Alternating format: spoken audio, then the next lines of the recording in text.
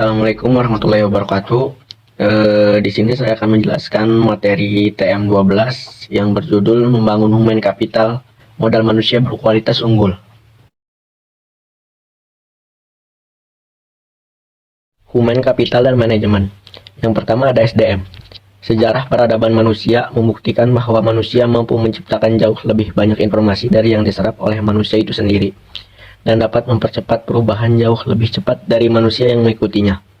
Manusia seperti ini adalah manusia yang memiliki keterampilan, kompetensi, dan pengetahuan yang diperoleh melalui pengalaman belajar.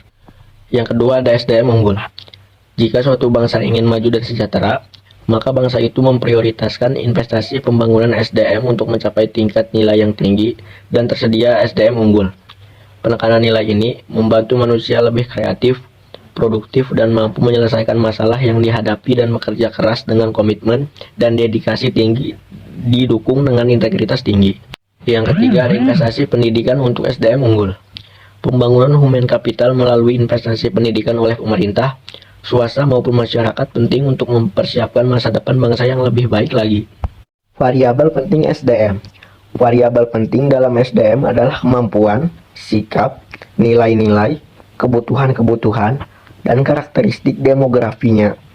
Variabel tersebut menurut Gomez 2003.26 dipengaruhi oleh lingkungan seperti norma dan nilai-nilai masyarakat, tingkat pendidikan, dan peluang yang tersedia. Kemudian ada penekanan kualitas SDM. Yang pertama, kualitas spiritual meliputi aspek iman, takwa, dan moral.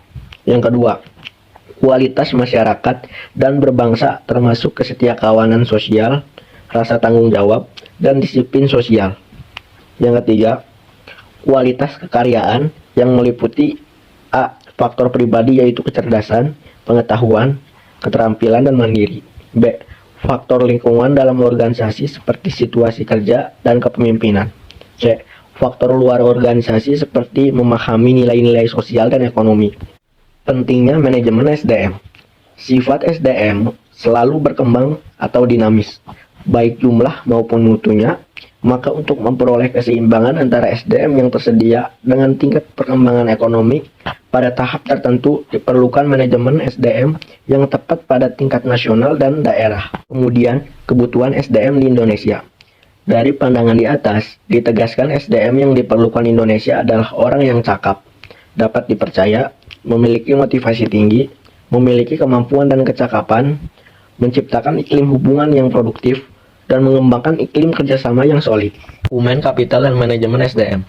Secara harfiah, pengertian modal manusia adalah pengetahuan, keahlian, kemampuan, dan keterampilan yang menjadikan manusia sebagai modal atau aset suatu bangsa.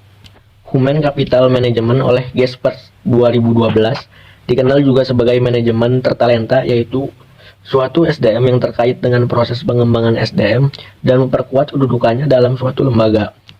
Melihat dan mengembangkan SDM dan menarik sebanyak mungkin SDM yang memiliki kompetensi, komitmen, dan karakter agar organisasi menjadi lebih berkualitas.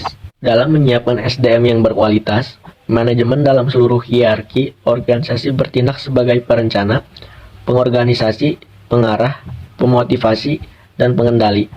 Pada dasarnya, organisasi memiliki ketergantungan dengan SDM yang ada dalam organisasi, menggerakkan organisasi, memenangkan persaingan, dan mencapai tujuan melalui proses dan mekanisme manajemen yang benar. Dalam Human Capital, MSDM adalah penggunaan dan pengaplikasian fungsi-fungsi manajemen yang memfokuskan perhatiannya pada pengelolaan dan pengaturan peran SDM dalam suatu organisasi. Human Capital dan investasi pembangunan SDM. Yang pertama ada standar kualitas. Kualitas produktivitas memenuhi standar apabila SDM mendapatkan pengalaman belajar dan latihan yang cukup untuk penguasaan ilmu pengetahuan dan keterampilan sesuai bidang peminatnya. Yang kedua ada investasi SDM. Investasi dalam bentuk menyediakan fasilitas pendidikan, menyediakan tenaga kerja pendidikan, dan kependidikan yang berkualitas akan menjamin SDM yang unggul, andalan, dan berkarakter. Kemudian ada konsep human capital atau modal manusia.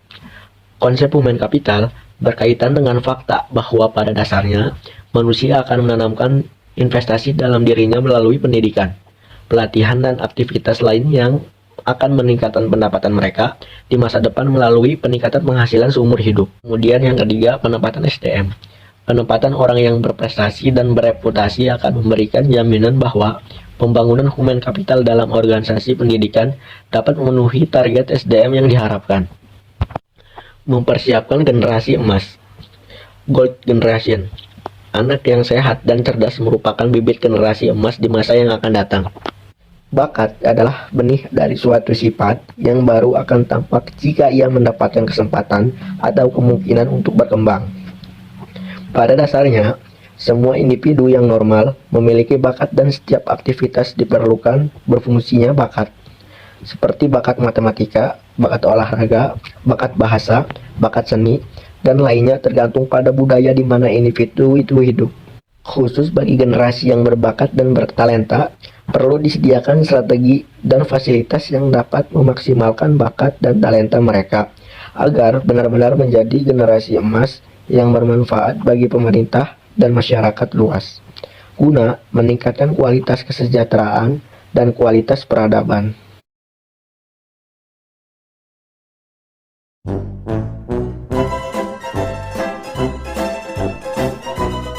Sekian penjelasan dari saya, kurang lebihnya mohon maaf. Semoga bermanfaat. Wassalamualaikum warahmatullahi wabarakatuh.